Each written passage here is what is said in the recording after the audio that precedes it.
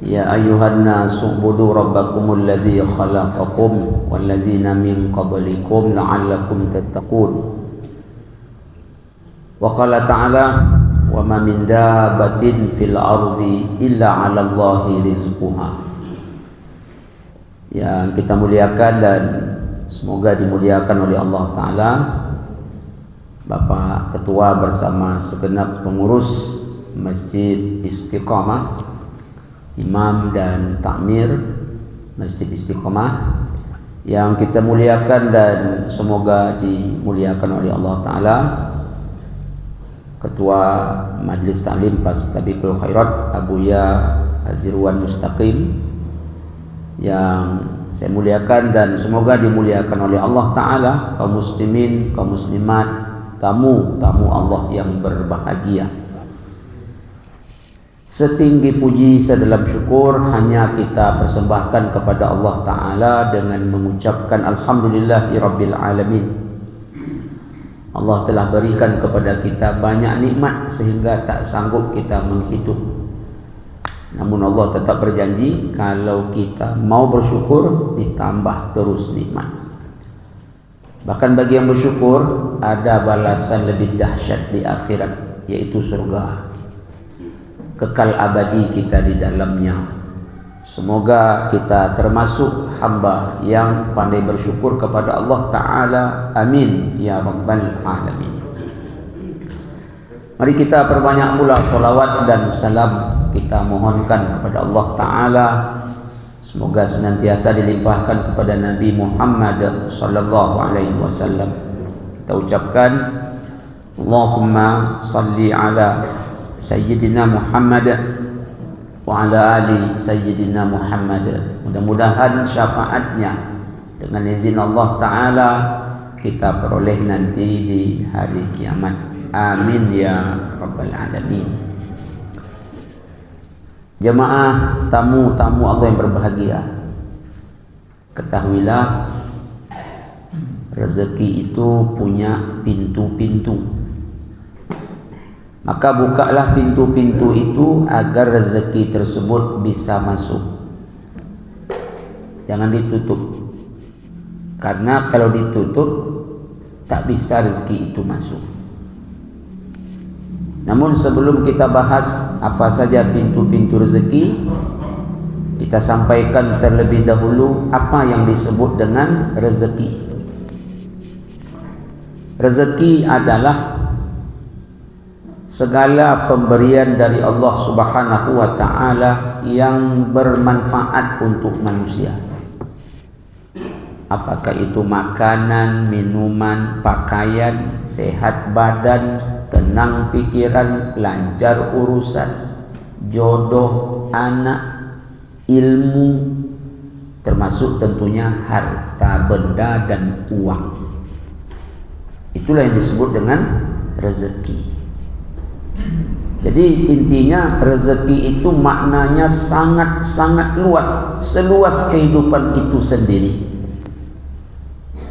Jadi apa yang bermanfaat Allah beri itu rezeki. Hanya saja Bapak Ibu jemaah, orang menyempit-nyempitkan makna rezeki. Akhirnya hidup terasa sempit. Persepsi kebanyakan orang rezeki itu dua saja. Harta, uang. Ada harta, ada uang, berarti ada rezeki. Tak ada harta, tak ada uang, dipandang tidak ada rezeki. Nah, di sini salahnya kita. Padahal rezeki itu luas, tahu-tahu kita sempitkan. Akhirnya hidup ini sempit aja terasa. Nah, kaum muslimin, kaum muslimat yang berbahagia. Sebenarnya untuk urusan rezeki ini usah pening-pening kali. Usah resah, gelisah, gundah, gelanah. Kok begitu Pak Ustaz? Setiap kita ni ada jatah rezeki. Wa ma min dabatin fil ardi illa 'ala Allahi rizquha. Tak seekor pun binatang melata di bumi kecuali Allah urus rezekinya. Kita tengok cacing, entah kemana palanya, entah mana ekornya. Tangan tak ada, kaki tak ada, merayap-rayap dalam tanah. Allah urus rezeki. Kalau cacing saja Allah urus rezekinya, apalagi rezeki kita. Jadi sekali lagi, usah pening-pening kali. Setiap kita sudah ada jatah rezeki. Selagi kita hidup ada rezeki. Kapan kita mati? Kalau rezeki dah habis. Makanya Nabi kita tercinta Muhammad SAW bersabda, inna ahadakum la yamuta hatta yastakmila rizqa. Kamu, kata Rasul, tak akan mati sampai sempurna jatah rezeki. Selagi ada rezeki, belum mati kita. Kapan mati? Kalau rezeki sudah habis. Itu hadis riwayat Al-Hakim dalam Al-Mustadrak. Ada kisah jemaah. Ini kisahnya singkat saja. Disampaikan oleh Syekh Saleh Al-Ghamisi. Jadi ada seorang berjalan, tak tahu di depan ada sumur. Terjatuh dia ke dalam sumur. Lalu menjerit minta tolong. Orang datang menolong, diangkat, naik ke atas, selamat. Lalu apa kata dia? Aku mau minum segelas susu. Berapa? Segelas susu. Dia tak bilang aku mau minum susu, tapi dia sebutkan aku mau minum segelas susu. Orang carilah segelas susu, dikasih lalu diminum. Setelah itu orang bertanya, gimana ceritanya kok bisa terjatuh ke sumur? Dia bercerita sambil mempraktekkan. Saya berjalan, katanya, berjalan dia. Tahu-tahu ada sumur di depan, terjatuh aku, terjun dia. Masuk kali kedua, mati. Padahal orang banyak di situ bisa nolong, tapi begitu masuk langsung mati. Tadi kali pertama masuk belum mati lagi. Apa sebab? Masih ada jatah rezekinya segelas susu. Begitu dah habis segelas susu, rezekinya dah habis. Masuk lagi, mati. Jemaah, rezeki ini misteri. Apa misteri itu, Pak Ustaz? Kita tak tahu jatah rezeki kita berapa. Tapi yang jelas setiap kita ada jatah rezeki. Tapi berapa? Kita tak tahu. Apa sebab? Allah tak pernah kasih tahu. Itu yang kita maksud misteri. Untung Allah tak kasih tahu. Sempat Allah kasih tahu jatah rezeki masing-masing kita, tak seru hidup ini. Mungkin orang cemburu, mungkin orang berkelahi, mungkin orang saling membunuh. Untung Allah tak kasih tahu. Contoh nih, tetangga kita rezekinya 10 miliar, mulai lahir sampai mati. Rezeki kita 10 juta. Saya mau tanya, tolong jujur jawab. Kira-kira gimana kita melihat tetangga? Senang atau tak senang? Tolong jujur. Senang. Ini tetangga 10 miliar jatahnya, kita cuma 10 juta. Kita akan iri. Jujur tuh. Kita akan cemburu. Kita tak akan senang menengok tetangga kita. Kita kecewa. Dia kok banyak rezekinya, ya Allah, aku kok sikit. Tetangga beli Fortuner second ya kita cemburu. Apalagi jatah rezekinya Allah kasih 10 miliar, kita cuma 10 juta. Mungkin ada orang merampok tetangganya, berkelahi dia. Untung Allah tidak kasih tahu. Sempat Allah kasih tahu, tak seru hidup ini. Nah, itu yang kita maksud rezeki itu misteri. Dan kalau Allah kasih tahu, bahaya. Apa bahayanya, Ustaz? Nah, begini. Rezeki 5 miliar nih. Kita udah habiskan 4 miliar 999 juta. Berapa tinggal lagi? 1 juta. Jadi bahayanya di mana, Pak Ustaz? Di penghujung rezeki itulah orang baru taat, baru mau salat. Karena dia tahu rezeki tinggal sikit, pas habis nanti mati. Jadi dia kapan datang ke masjid? Di ujung-ujung rezekinya. Kapan dia baru mau baca Quran? Di ujung-ujung rezekinya. Apa tak bahaya kehidupan macam itu? Rezeki 5 miliar, kita dah habiskan 4 miliar 999 juta 900 ribu. Berapa tinggal lagi? Beli sate 10 bungkus, mati kita langsung. Untung Allah tak kasih tahu. Jemaah. Lalu apa lagi yang kita maksud rezeki itu misteri? Maksudnya rezeki tahu di mana kita, tapi kita sebenarnya tak tahu di mana rezeki kita. Dah lama kita mencari, kadang-kadang baru dapat. Itu bukti kita tak tahu. Tapi rezeki tahu alamat kita. Contoh, ni Bukit Safa, ni Bukit Marwah. Bukit Safa Marwah ni dulu tinggi, terjal batunya. Dulu di luar masjid, sekarang aja dalam masjid. Berteduh, ada AC, bukitnya dah rendah. Dulu tinggi. Berlarilah seorang ibu-ibu, namanya Siti Hajar. Safa Marwah, Marwah Safa. Berapa kali bolak-balik? 7 kali. 7 kali itu 4 kilometer itu. Apa yang dia cari? Rezeki bernama air. Dapat? Tak dapat.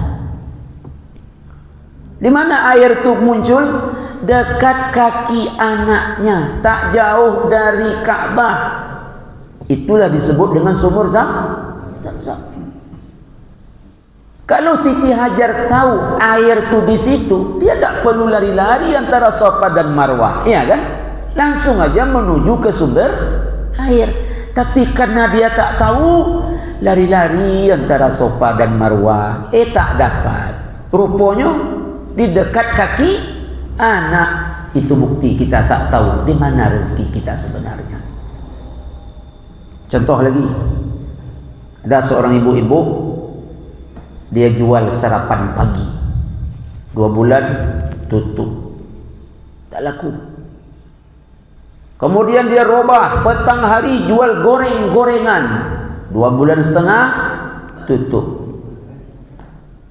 Lalu dia coba buka usaha laundry. Oh, sukses.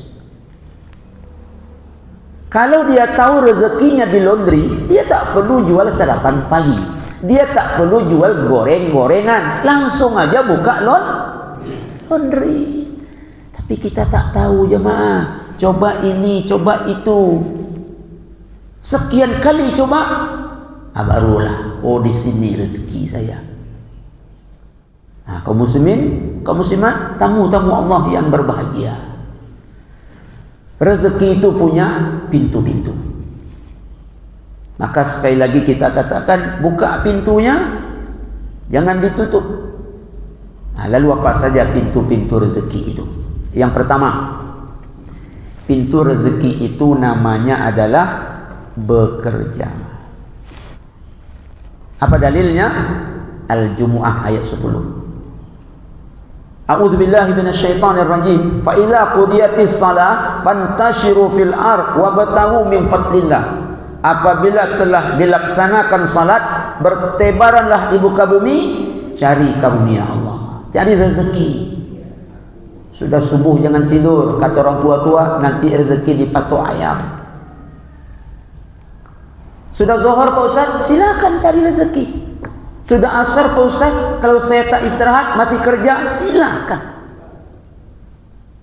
Jadi pintu rezeki pertama bekerja. Kalau tak bekerja berarti tertutup pintunya. Buka dengan bekerja, untung-untung masuk rezeki. Dalil berikut At-Taubah 105. Wa qul i'malu fasayarallahu a'malakum wa rasuluhu wal mu'minun. Katakan Muhammad, bekerja kalian ya. Apa sebab? Allah, Rasul, orang-orang beriman melihat pekerjaan kalian. Ada hadis riwayat Imam Tabrani, Rasulullah SAW bersabda, "Man amsa kallan min amali yadayhi amsa maghfuran lah." Siapa yang pulang waktu petang capek karena bekerja, saat itu juga Allah ampuni dosanya. Masya Allah.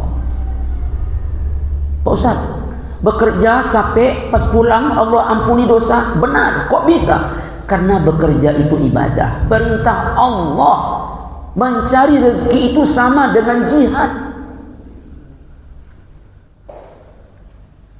Jemaah, pada suatu ketika Nabi Muhammad SAW berjabatan tangan dengan sahabat.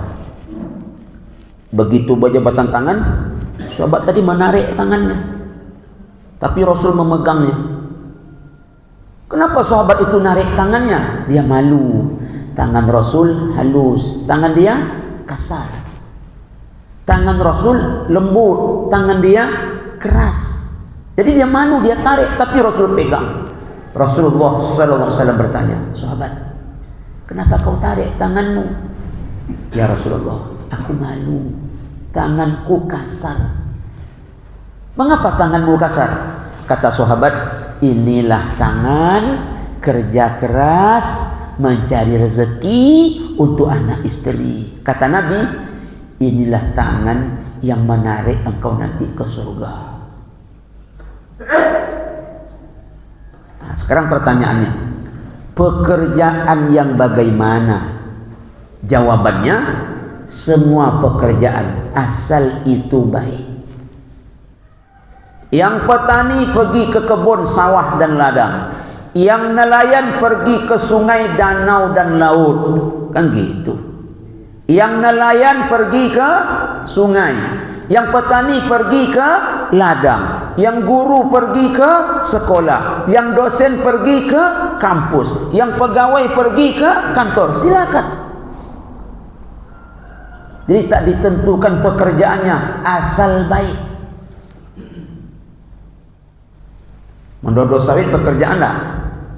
Nah, tapi yang didodo sawit awak.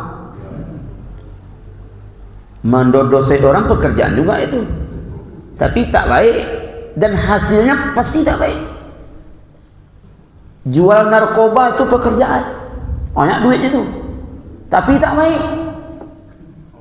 Menipu itu pekerjaan, kadang-kadang menipu tu banyak dapat duit, tapi itu tak baik. Jadi ketika bekerja itu pintu rezeki, pekerjaannya baik agar dapat rezeki yang baik. Karena rezeki itu berpengaruh buat rumah tangga kita. Ada kisah, seseorang datang ke rumah Imam Syafi'i rahimallahu ta'ala anhu. Jadi orang yang datang ni tetanggaan lah dengan Imam Syafi'i. Kalau kita zaman sekarang satu RT lah. Jadi sampai ke rumah Imam Syafi'i, apa katanya? Assalamualaikum Syekh. Waalaikumsalam. Syekh, kasih aku nasihat. Apa masalahmu? Kata Imam Syafi'i. Rumah tanggaku Syekh hancur. Saya dengan istri saya tu Syekh kelahi tiap hari. Seminggu kami kelahi 8 hari Syekh. Berlebih sehari. Setahu jemaah seminggu berapa hari? Ini 8 hari. Saking kiamatnya rumah tangga dia. Kasih saya nasihat Syekh, semoga nasihat Syekh ini jadi solusi. Tolong kasih nasihat Syekh. Imam Syafi'i, imam mazhab, ilmunya, amalnya, takwanya, ini punya firasat tajam ini, punya mata batin. Maka Imam Syafi'i mengawali nasihat dengan bertanya, aku lihat kau bekerja setiap hari. Kalau boleh tahu berapa gajimu sebulan? Kata dia 5 dirham Syekh. Nah, ingin tenang rumah tanggamu, dengarkan nasihat saya. Temui majikanmu sekarang, minta kurang gaji 1 dirham. Besok kau terima sebulan 4 dirham saja. Memang agak aneh nasihatnya. Harusnya temui majikan minta naik gaji. Mungkin ribut karena 5 ini kurang, minta naik bertambah banyak, untung-untung tenang. Tapi Imam Syafi'i lain nasihatnya. Tapi orang ini yakin, kalau kita tak bisa dapat nasihat macam ini, kalau kita dapat nasihat seperti ini, Imam Syafi'i itu kita nasihati. Syekh sadar nak Syekh kata kita. Tapi orang ini yakin, tak mungkinlah saya lepel Imam Syafi'i main-main. Dia pergi ke rumah majikannya. Assalamualaikum. Waalaikumsalam. Majikanku, iya. Kemarin gajiku sebulan 5 dirham kan? Iya. Sudah itu om, besok kasih 4 saja. Kata majikannya, siap. Nah, kalau minta turun memang siap langsung. Yang tak siap itu minta naik. Setelah sebulan bekerja, dibawa duit 4 dirham pulang. Alhamdulillah, rumah tangganya sudah mulai tenang. Ansur-ansur tenang. Disimak baik-baik. 5 ribut, 4 dah mulai tenang. Kemarin seminggu kelahi 8 hari, sekarang 4 hari lagi. 4 hari dah gencatan senjata, lumayan. Dia pergi lagi ke rumah Imam Syafi'i. Assalamualaikum Syekh. Waalaikumsalam. Syekh, kasih nasihat lagi Syekh. Nasihat kemarin dah dijalani, udah Syekh, alhamdulillah, dah mulai tenang. Kata Imam Syafi'i, temui lagi majikanmu. Mengapa Syekh? Minta kurang lagi 1 dirham.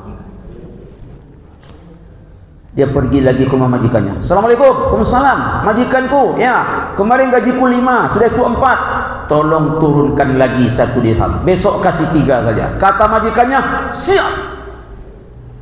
Majikan tak lah bertanya-tanya, ang mengapa ang? Bertanya je lah sekitar. Iko main-main siapa ya? Jemaah, setelah sebulan bekerja dikasih gaji 3 dirham, dibawa pulang. Allahu Akbar, rumah tangganya tenang. Ingat definisi rezeki tadi, di antara bentuk rezeki adalah ketenangan batin.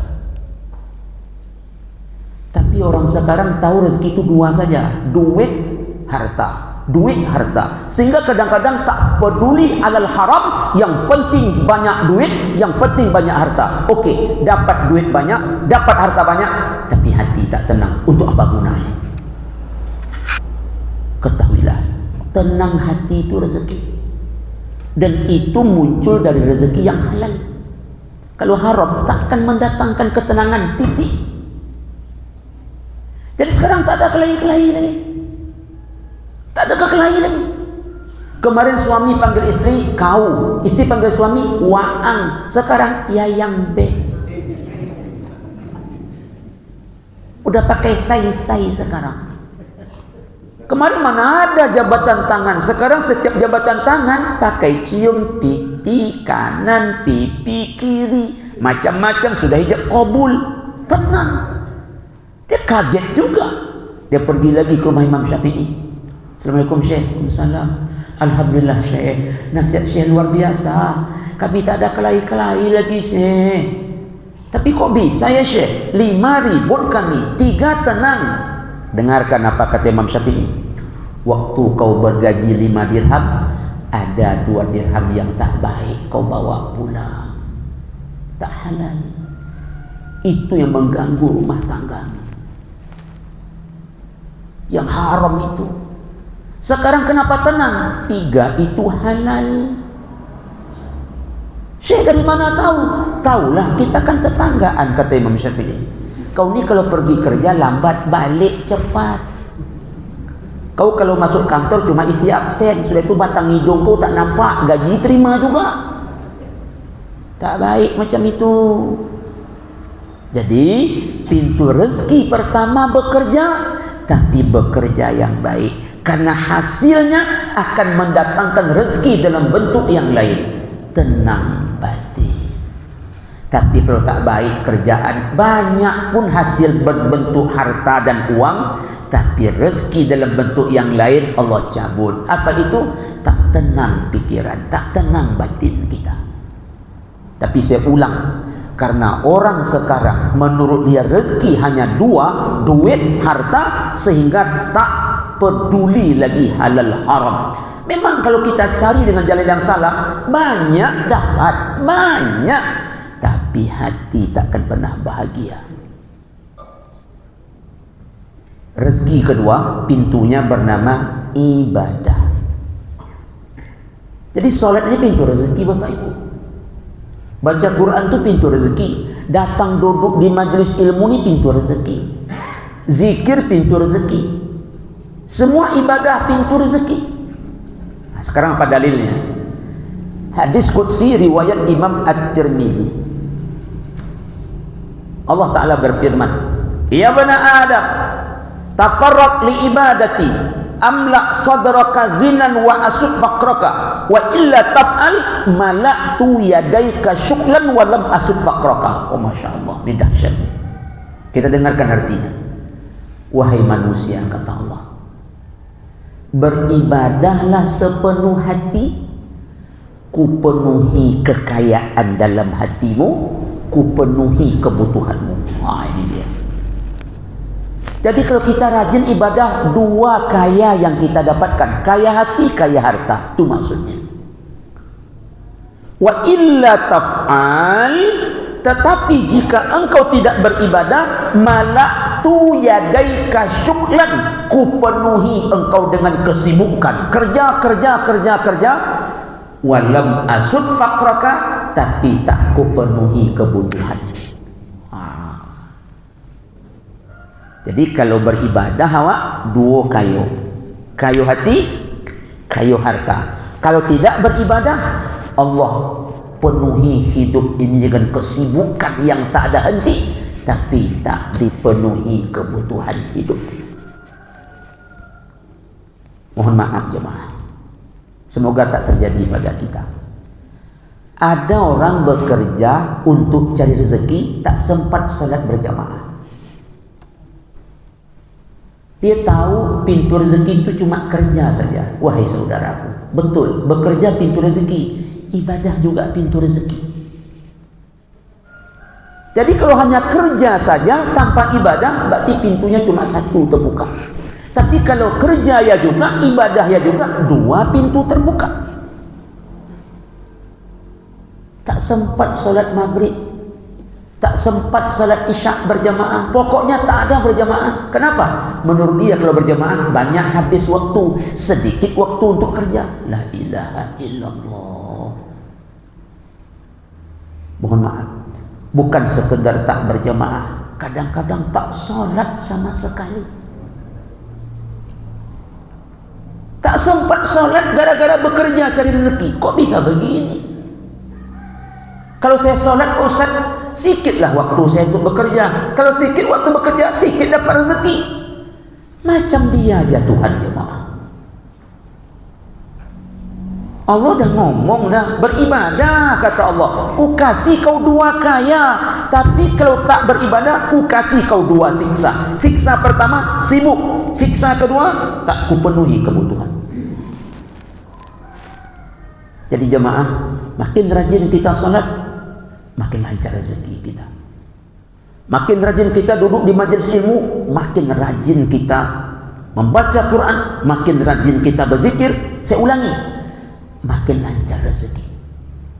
Mungkin duit tak tambah, kebun sawit tak tambah, tapi rezeki lain ada namanya sehat. Allah beri kita kesehatan, sehingga dengan sehat tak keluar duit, tapi asik bekerja, tak sempat salat, banyak duit, tapi Allah ambil rezeki bernama kesehatan, ujung-ujungnya keluar juga duit. Betul?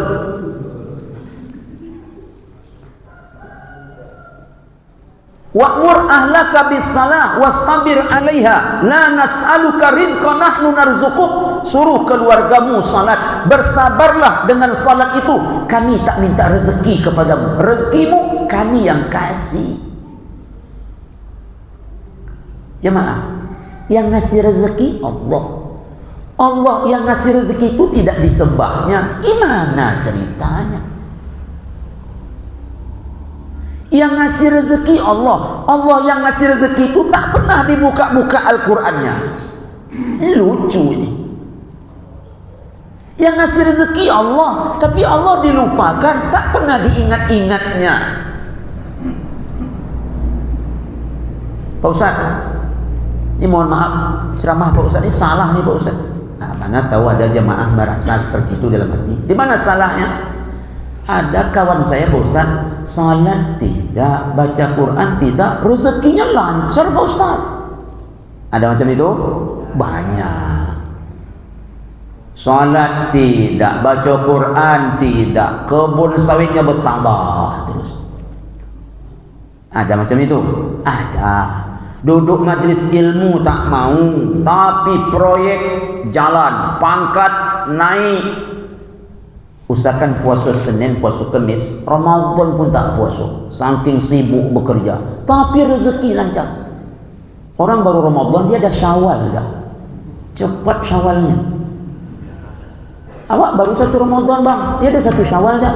Jadi Syawalnya 2 bulan, Syawal Ramadan, Syawal yang sebenarnya. Ada orang tak beribadah rezeki lancar? Ada. Kalau kita jauh dari Allah, kita tak beribadah rezeki lancar, waspadalah. Ini bahaya besar ini. Jangan bangga pula lagi. Tak ada duduk majlis ilmu dong, tak ada solat dong, rezeki datang terus. Ini bukan nikmat, ini azab dibungkus Allah pakai nikmat, sehingga membuat orang ini lalai. Dia menyangka Allah senang kepadanya, dia menyangka Allah sayang kepadanya, karena ukuran hidupnya harta. Begitu Allah kasih harta, katanya Allah sayang, padahal dia tak beribadah. Ini nikmat, bukan. Ini azab dibungkus pakai nikmat. Namanya istidraj. Awas, makin lalai kau, makin jauh kau, makin lama kau di neraka, makin berat siksanya. Bekerjalah, karena itu pintu rezeki, tapi jangan lupa beribadah, karena ibadah juga pintu rezeki. Kedua-duanya seiring sejalan. Bekerja pintu rezeki, ibadah pintu rezeki. 3. Pintu rezeki ketiga namanya istighfar. Apa dalilnya? Nuh 10, 11, 12. Faqultu astaghfiru rabbakum innahu kana ghaffara yursilis samaa'a 'alaikum midrara wa yumditkum bi amwali wa banin. Minta ampun kamu kepada Allah, karena Allah Maha Pengampun. Kalau kita minta ampun istighfar, mengapa memangnya? Allah turunkan hujan dari langit. Apa hubungannya Pak Ustaz? Tumbuh sawit kita, tumbuh sayur yang kita tanam. Bukankah itu rezeki? Tapi saya tidak petani doh Pak Ustaz. Itu cocoknya ayat untuk petani itu. Kalau rajin istighfar, turun hujan, tumbuh yang ditanam. Bapak ngapo? Saya nih Pak Ustaz tentara, saya nih polisi, saya nih buka rumah makan, saya nih bengkel. Wa yumditkum bi amwali wa banin. Dengan banyak istighfar Allah tambah hartamu. Ini ayat bukannya untuk petani, untuk kita semua. Wa yumditkum bi amwal wa banin. Anak pun Allah tambah. Bukankah anak rezeki? Jadi istighfar. Dalam hadis Nabi bersabda, "Man lazimal istighfar, ja'alallahu lahu min kulli dhikin makhraja wa min kulli hammin faraja wa razaqahu min haitsu la yahtasib." Siapa yang banyak beristighfar, sempit hidupnya jadi lapang, susah hidupnya jadi senang, diberi rezeki dari arah yang tak disangka datangnya dari mana. Yakinlah. Cuma istighfarnya berapa kali? Istighfar 5 boleh, dosa 6 boleh, minus dia. Minta lo kayo. Botu tu bang. Istighfar 5 boleh, dosa 6 boleh, minus dia. Minta lo kayo. Nak masuk tu. Yang 5 boleh tu sudah subuh 3, sudah zuhur 3. Asar 3, maghrib 3, isya 3. Astagfirullahalazim. Begitu. Anehnya kadang-kadang salam kanan, salam kiri hilang. Tak ada istighfar. Tak cukup 15 kali. Berapa kali? Sebanyak-banyaknya. Allah tak mungkin ingkar janji. Nabi tak mungkin bohong. Banyak istighfar, banyak rezeki, itu pasti itu. Usah takut. Banyak istighfar. Cuma kadang-kadang ada orang istighfar tu bila waktu kesal aja. Kalau tak kesal tak istighfar dia. Ini anehnya. Apa contohnya Pak Ustaz? Menelponlah istrinya. Assalamualaikum bang. Waalaikumsalam. Abang di mana? Di Simpang 4 Garuda Sakti. Mantap. Ini jam 9 malam nih. Bungkuskan sate yo bang, bawa pulang. Kata suaminya siap. Setengah jam setelah itu terdengarlah suami pulang. Dibuka pintu pagar, dibuka pintu rumah. Bertanyalah bininya, mana sate bang? Lupa. Astagfirullah. Istighfar juga, tapi istighfar emosi, gigi rapet, perasaan bongi mana akan terbuka pintu rezeki. Istighfar macam itu, lari rezeki itu. Takut rezeki itu nengok muka dia. Gigi rapet, mata merah, suara sange, lari rezeki itu. Bang, anu sate lupa. Astaghfirullah Rabbal baraya, astaghfirullah. Dimasukkan suami motor tu ke garasi. Rabbi zidni ilman nafi'ah. Tak jadi dia masukkan motor tu. Pergi lagi dia beli sate tu, yakin saya. Tapi begitu ditanya, mana sate bang? Lupa. Astagfirullah, tu dia pokak. Tak ada cito dulu. Kan pai lo laki balik membeli sate. Usahakan waktu itu, besok-besok pesan tak beli lagi tu. Terbayang pokak yang disabui dek bininya dulu. Jadi jemaah, kita ringkas-ringkas saja nih, kan waktu batasi. Jadi nomor 3, pintu rezeki apa? Istighfar. Nomor 4, silaturrahim. Dalilnya, man sarrahu ayyubsata lahu fi rizqihi wa yunsa'alahu fi asarihi falyasil rahimah. Kata Rasulullah, siapa yang senang dilapangkan rezekinya, dipanjangkan umurnya, jaga silaturahim. Silaturahim itu apa Pak Ustaz? Hubungan karib kerabat. Dengan siapa saja tuh? Ke atas ayah, ibu, atuk, nenek, terus ke bawah anak, cucu, terus kiri kanan abang, kakak perempuan, adik lelaki, adik perempuan. Siapa lagi Pak Ustaz? Adik beradik mak dan ayah. Kemudian mertua, tu karib kerabat. Jangan putus. Kalau putus, putus rezeki. Tapi sambung. Dengan disambung akan bersambung rezeki. Kalau putus, sambung cepat. Putus rezeki nanti. Berhentilah terapel depan rumah. Begitu keluar penumpangnya, adik kita. Ahlan wa sahlan. Marhaban bik ya adikku. Kita mesti senang. Ini yang datang adik, dia bawa rezeki. Tapi begitu terapel berhenti, penumpangnya turun, ternyata adiknya, apa dia bilang? Aku pergi keluar nampaknya. Aku bahaya. Kau minta SPP nampaknya. La ilaha illallah. Tak percaya dia dengan hadis Nabi. Nabi bilang itu rezeki, dia bilang itu menghabiskan la ilaha illallah. Nelpon ayah mak ya. Assalamualaikum nak, salam ya. Ini ayah dan mak ni, ngapa? Rencana nak datang ke Bencah Kelubi, silaturahmi. Alhamdulillah. Begitu. Saya jemput mak dan ayah ke kampung. Begitu. Tak payahlah, biarlah kami datang, kami jemputlah, jangan lagi. Senang kita.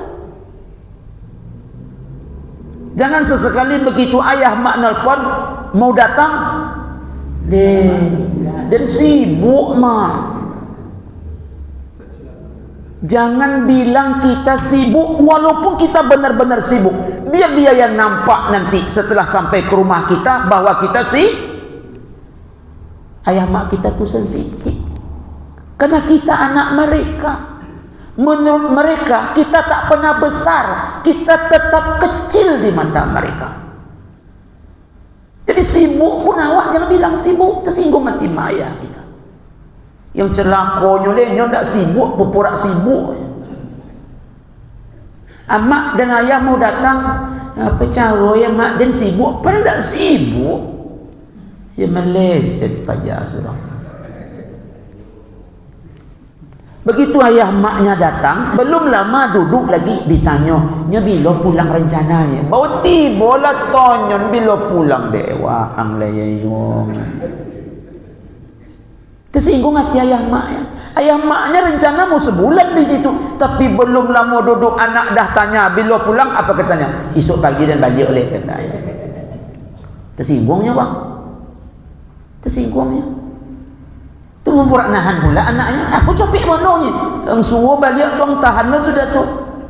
Jadi apa kata maknya? Esok pagi dan balik oleh. Mengapa cepat kali? Itik tak ada yang masukkan ke kandang. Ayam payah masuk kandang katanya. Banyak alasannya lagi. Tersinggung dia. Awas, rezekimu terancam.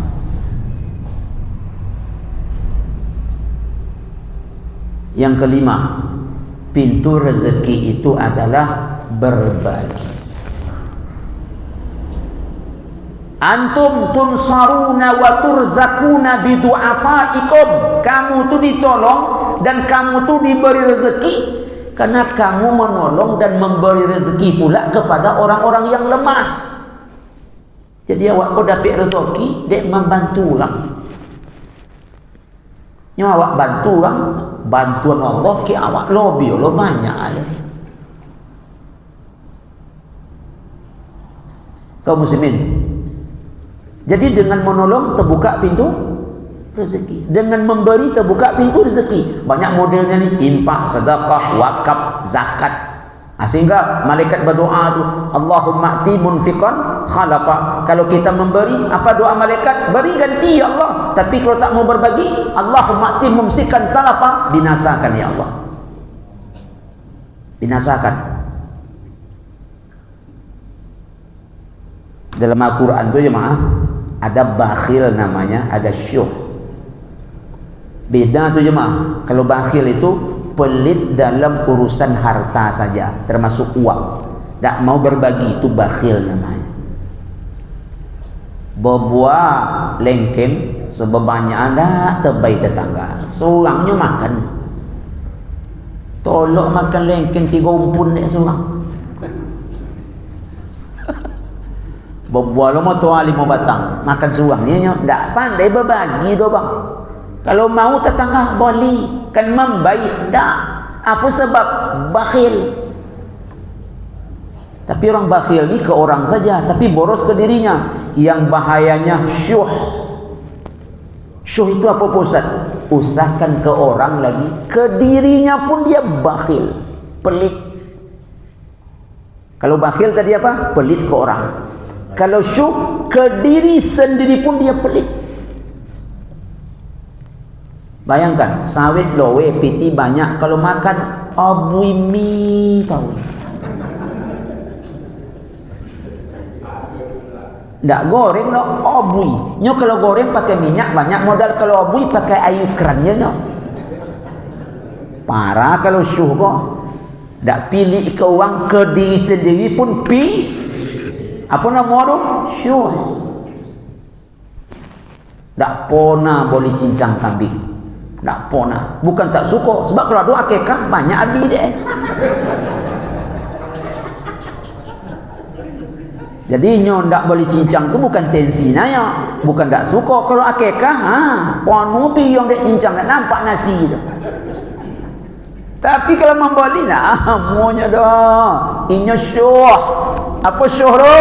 Usahakan ke orang, ke diri sendiri pun dia pilih. Dia dulu sakit perut, beli obat. Alhamdulillah makan obat sehat. Tu sakit pawi awak bertanya ke nyo, apa obat apa ndak tunjuk ondek duduk. Kebayangnya tu. Pilih nunjuk obat pun tak mau je. Parah tak tu? Usahakan biharoto memberi informasi pun tak mau je. Orang sosek mencari alamat. Inyo tentu bertanya ke inyo, tentu Umar Pak Umar ndak ni. Inyo nengok apa tu sosek sonang bonoti. Memang parah. Parah. Si A memberi si B, dia tak suka sama si A. Ndak inyo yang membaik, orang memberi pun dia tak suka. Semoga Allah jauhkan kita dari ini. Jangan syuh, jangan bakhil.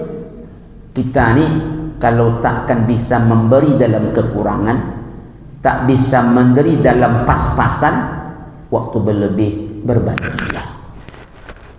Berbagilah. Kalau kurang pokoknya jauh. Buya, kalau pas tak juga bisa. Kalau boleh biar berbagilah. Tapi kalau kurang berbagi, itu namanya isar. Dia kurang, dia butuh, tapi masih bisa berbagi, itu namanya isar. Wa yuqthiruna ala anfusihim walau kana bihim khasasa. Mereka mengutamakan orang lain, padahal di saat yang sama mereka juga butuh. Pintu rezeki yang berikut adalah doa.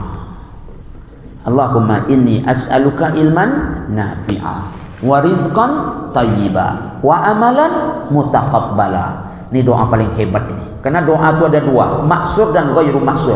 Maksur itu apa Ustaz? Doa yang dalam Al-Quran dan hadis itu maksur. Yang ghairu maksur, ya selain itu.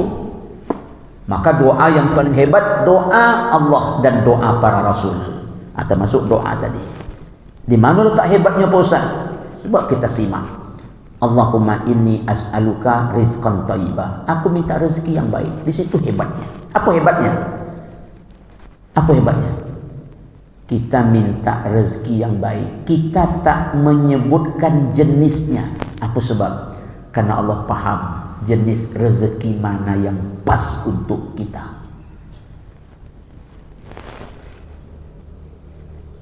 Apa yang pas untuk awak Allah paham. Maka minta tu umum saja. Ya Allah, aku minta rezeki yang baik. Allah tahu. Kau konan cocok, kau konan cocok. Takkan salah bayi Allah ini. Tapi boleh kita menyebut nama rezeki itu, boleh saja. Tapi pakai doa tadi dulu, baru pakai doa kita. Jadi minta rezeki itu jangan rinci betul. Bersabui sodoh. Allah paham dunia, tak perlu rinci-rinci dah. Ya Allah, ampunan dan sawit ya Allah. Tu belakang tu ya Allah. Tak banyak dia Allah, duit tersongah. Abang-abang sambung lo saudara. Awak nanya bu itu je saja. Dah tergambar deh. Memang pintar jemaah sih kau kaya. Jangan sabui saja. Di belakang ya Allah, duit tersongat. Nyo marihat bibit potong ya Allah. Dolomet lah bebai. Orea layu. Kasih elo layu. Tapi dah ancak nampak ada ya Allah. Pada pupuk nanya ogo gini. Mengapu apa rupa? Jangan berdoa condok itu nak. Jangan doa condok itu.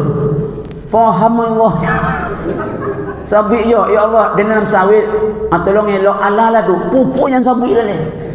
Alamatnya tentu Allah Taala alamatnya. Nyo kalau rinci disebut apa yang kita minta, kadang-kadang tu tak terbaik untuk kita. Allah beri dalam bentuk yang lain. Di situ nanti kita kecewa. Itulah rahasianya Nabi meminta rezeki yang baik. Karena kalau disebut rinci, menurut awak itu yang baik, menurut Allah tidak. Dia beri yang lain. Akhirnya nanti kecewa kita kan. Jadi ada banyak pintu jemaah. Itulah bisa awak sampai pagi kok. Nyo kata Ustaz Azirwan tadi sampai jam 6. Kalau nak mau boleh mah. Ada tanya jawab leh. Awak sambung ceramah kau undang bawa balik. Kalau ada kau tu datang mau ke mai. Kalau tidak ya kau boleh buat lah. Baik, kalau ada jemaah yang nak bertanya silakan. Kalau bisa mau jawab. Kalau tidak mau sambung tidak bisa. Silakan kalau ada jemaah yang mau tanya. Silakan Pak. Ini masalah rezeki. Ya. Ini kunci daripada rezeki itu yang punya usaha. Ya. Usaha. Jadi sebagai pertanyaan, sebagaimana dalam kehidupan kita sehari, usaha manusia sekarang kadang mencari berondong. Jadi yang ditanya apabila anak ditanya apa kerjaan anak, Pak Muna di itunya CB Pak, cari brondol. Jadi yang dalam pertanyaan ini, bagaimana usaha yang kita lakukan itu cari brondol tanpa diminta kepada orang yang punya. Contoh, pernah ditanya, ibu cari brondol jam berapa? Jam 6 saya sudah sama siapa diminta. Usaha yang dilakukan itu kan benar atau tidak diberikan kepada anak istri. Tidak. Masya Allah. Bismillahirrahmanirrahim. Jadi mencari berondol ya nak. Kalau berondol tu berondol awak, itu nama salah. Sawit awak, berondol awak, amannya. Ikut sawit ulang masalah. Anda lo meminta. Jadi Bapak Ibu jemaah mesti berjelas-jelas. Mesti berjelas je. Apa yang jelasnya Pak Ustaz? Ini siapa yang punya? Minta. Karena yang kita ambil tu punya orang. Tapi dah jadi kebiasaan di sini Pak Ustaz. Tapi itu nan bahaya. Jadi kebiasaan akan merubah hukum tidak. Kecuali udah sepakat kita dari awal dulu orang kampung kita nih. Kalau ada berondol sawit kita, jadi diambil oleh orang kampung kita. Kalau ada sepakat itu dulu dari awal, berlakulah mungkin turun temurun. Itu masih selamat lah awak. Sepakat kita punya sawitnya, berondol itu jangan kita ambil juga lagi. Kalau ada warga kita yang susah-susah diambil berondol itu ikhlas, itu berlaku insyaAllah turun temurun hukum itu tuh, kesepakatan itu tuh. Tapi kalau tak ada berbunyi yang seperti itu, tak ada pernyataan macam itu, lalu kita ambil, kalaupun tidak jatuh kepada haram, katakan demikian, paling tidak jatuh kepada syubhat. Syubhat itu dia berada di dekat lingkaran haram itu. Jadi selamatnya bagaimana? Tetap meminta izin. Tetap meminta izin, titik. Ayyulahmin nabata min haramin fannaru aulabi. Kita takut. Apa yang kita takutkan? Apabila kita memakan yang tak baik, tumbuh darah daging dari situ, tak ada tempat yang pantas untuknya kecuali azab Allah di neraka. Na'udzubillah summa na'udzubillah. Jadi tak ada istilah lah kebiasaan sini. Tak apa masalah Pak Ustaz. Kalau memang tak apa masalah, udah menjadi kesepakatan, saya bilang tadi, ya silakan saja. Tidak berlaku tuh umum di sini. Pokoknya berondol, atau siapa aja boleh ngambil. Tapi lebih bersihnya hati. Datang ke punya kok berondol, kok bisa kami ambilnya Pak? Ambillah katanya. Jadi menjadikan sebuah hukum karena ini kebiasaan. Biasa yang diangkat jadi hukum itu biasa yang baik pula itu Pak. Bukan kebiasaan yang tidak baik. Wallahu a'lam. Tetap minta izin kepada si pemilik. Dan kalau bapak yang punya kebun sawit, karena itu kebiasaan tempat kami Pak Ustaz, lalu bapak izinkan dalam hati walaupun tak disampaikan ke orang itu. InsyaAllah itu boleh orang tersebut dan bapak dapat pahala lagi. Karena bisa jadi saya ikhlas. Kalau saya ikhlaskan aja Pak Ustaz. Karena yang ditandan itu saja Pak Ustaz udah payah saya bawanya. Ngutip pula lagi Pak Ustaz. Daripada terbuang Pak Ustaz saya ikhlaskan. Tapi dalam hati aja Pak Ustaz tak saya kasih tahu sama orang tua. Itu dah boleh orang tu mengambil. Karena pada hakikatnya bapak yang memiliki sudah merelakan. Wallahu a'lam. Ada yang lain Pak, silakan. Silakan.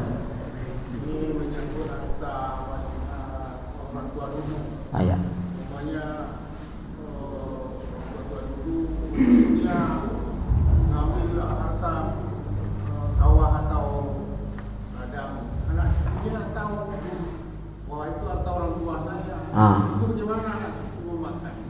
Tahu dia orang tuanya punya.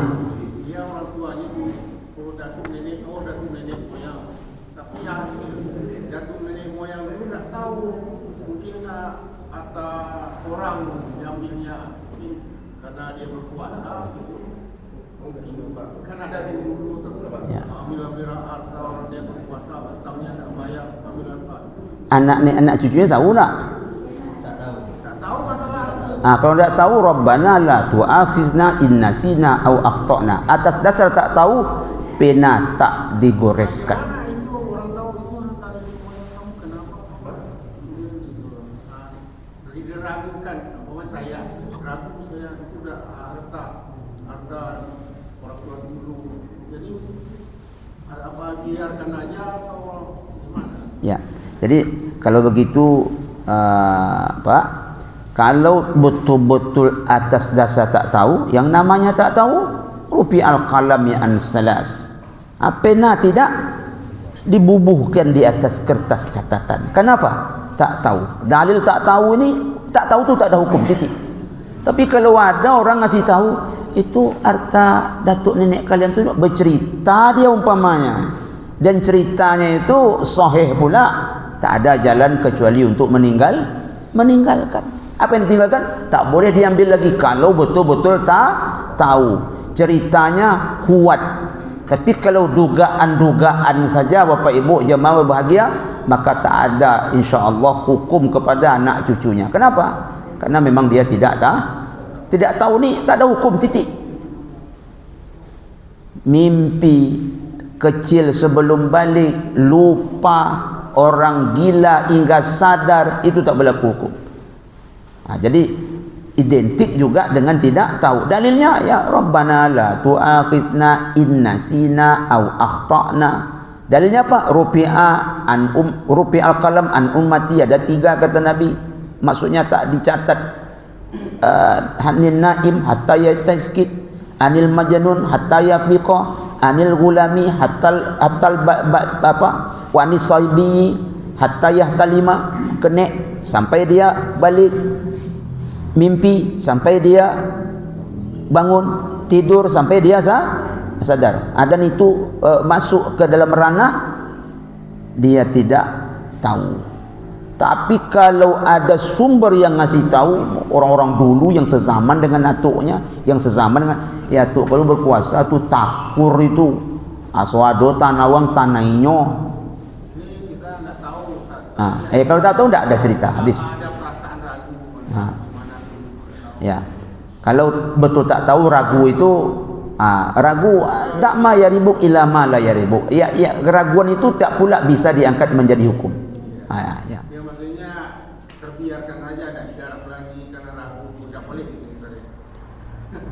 Itu lebih bijak lagi, mubazir pula. Mungkin kalau ragu, saya serahkan aja lah ke masjid wakaf tanah ini. InsyaAllah menjadi amal jariah jadinya. Baik bagi atuk kita yang punya, atau dulu mungkin bagi orang-orang yang atuk kita ambil tanahnya. Kalau ragu, tinggalkan, jangan. Tetap dimanfaatkan. Banyak yang mau dimanfaatkan dari tanah itu. Siapa manfaatkan? Mungkin rumah tahfiz kita, mungkin masjid kita. InsyaAllah dapat pahala kita semua di situ. Allahu a'lam. Terakhir, satu lagi coba. Coba. Assalamualaikum warahmatullahi wabarakatuh. Ini ada seorang Pak yang setiap harinya dia bersedekah. Bahkan dia setiap tahunnya dia tidak pernah meninggalkan kurban. Kurban apa? Tapi dia sholatnya hanya hari Jumat. Hanya setiap hari Jumat dia sholat. Jadi mana lebih bagus kita bersedekah setiap saat sama kita sholat setiap Jumat, dan apakah bisa menutupi sholat kita itu, sedekah kita itu Pak? Baik. Menutupinya ketinggalan sholat kita itu Pak, dengan sedekah kita itu Pak. Jadi yang bisa menutupi, kata Nabi, salat bisa menutupi kekurangan yang lain. Tapi ibadah lain tak bisa menutupi salat kita. Dalilnya ada itu. Kata Nabi, awalu ma yuhasabu bihil abdu yaumal qiyamah as-salah. Amal paling pertama dihisab di akhirat salat. Fa in saluha sairu amali, wa in fasadat fasada sairu amali. Kalau baik salatnya, Masya Allah, Allah Subhanahu wa ta'ala akan menilai yang lain baik. Makanya solat itu Bapak Ibu kalau kita terangkan panjang nih, as-salat innas salata tanha anil fahsya'i wa munkar. Kalau dia salatnya baik, akan tercegah dia dari perbuatan keji dan mungkar. Lalu kalau salatnya baik, dia akan bersedekah. Kalau salatnya baik, dia akan baik hubungannya. Kalau salatnya baik, akan sayang dia ke istrinya. Kalau salatnya baik, itu maknanya Allah tak tengok lagi yang lain. Karena Allah tahu ni solat baik. Jadi untuk apa tengok yang lain lagi? Karena solat ni barometer utama. Allah yang ngomong seperti itu. Inna salata tanha 'anil fahsya'i wal munkar. Nabi yang berkata seperti itu. Kalau baik solatnya, itu yang lain baik. Tak mungkin solat tak baik, solat baik lalu dia pelit, solatnya baik lalu dia suka kelahi, solatnya baik ngambil tanah orang, tak mungkin gitu. Masa ada yang macam itu? Kalau masih ngambil tanah orang, itu tanda solat tak baik. Gitu. Kalau masih minum-minum taruhan, itu tanda solat tak baik. Nyo kalau elok solat, stop seluruh keburukan. Begitu. Lalu dia tak solat, Bapak Ibu jemaah, maka sedekahnya tak bisa menutupi solatnya. Itu dia. Ambo nak payah solatnya, ambo korban tiap bulan tiap tahun. Ada isar tak? Ambo nak payah solat nyo impak ambo setiap hari Jumat 1,000 nak isar. Jadi tak bisa menutupi. Dia mesti tapi solat dia, biarlah dia tak berkorban. Tapi tak mungkin kalau solatnya bagus dia tak berkorban. Karena solat itu menarik kebaikan yang lain, solat itu menolak keburukan yang lain. Begitu teorinya Allah Ta'ala. Allahu a'lam. Jadi jangan suka tak solat ni apa? Boleh korban Bapak Ustaz. Yang bahayanya ambo tidak akan mau baca Quran sudah boleh Pak Ustaz. Yang bola sedekah Quran saja itu ampun isi sudah. Yang kalau baca orang dapat jumbo pahalanya ihsan. Kaum muslimin, kaum muslimat, ini ulang-ulang kaji buya yang bisa kita sampaikan.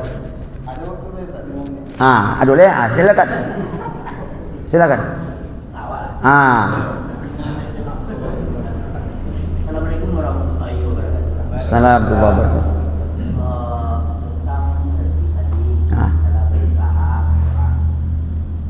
Saya punya usaha bengkel.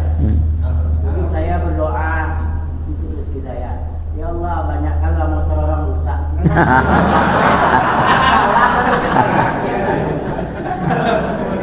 Ya, yang ngiri doa abang-abang. Saya alami ya.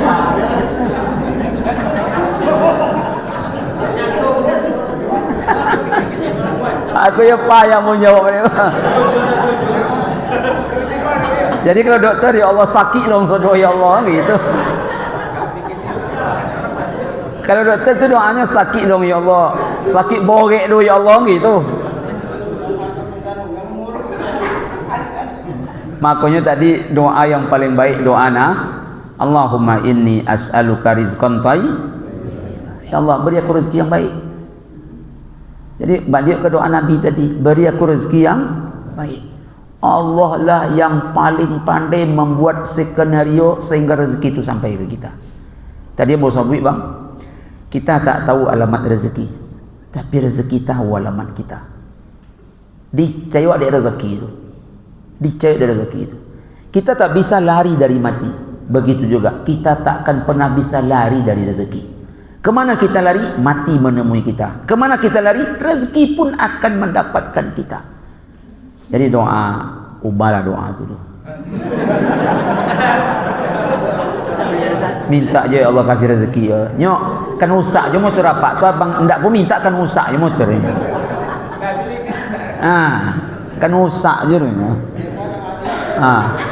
Ambo yakin olinya kan ganti. Bannya tu akan mipi. Ya, bocor. Busi tu habis. Kalau nyometik ebeting tu akan nyabi. Pasti usak tu bang. Itu minta rezeki yang baik tadi. Nyo kalau doanya Allah usak lah elok, itu doa anda elok dia tu.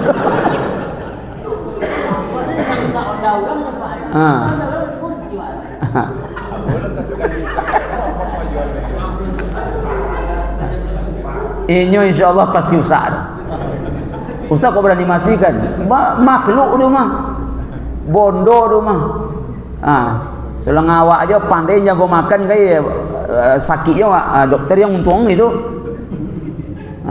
Dokter jangan doa deh ya Allah sakit lo Ustaz tu ya Allah, jangan payah buat ceramah deh. Minta kami kau sehat mo. Tapi akan sakit juga kau. Pandai ni jago kesehatan, nyo rezeki kita lu sudah di Allah Subhanahu wa taala. Atau umpamanya berdoa kalau orang jual bakso minta rezeki ya Allah, hujan lobek lagi ya Allah, datang orang jual es panik lagi ya Allah, kan itu jadi sudah. Rupanya hujan tau itu kecewa orang jual es, maka minta rezeki Allah yang paling tahu mana yang cocok untuk awak. Nyok kalau rinci kecewa bekok, orang jual es apa doa air panik 5 hari hujan, kecewanya kan. Allah Ta'ala. Jangan doa macam itu deh bang.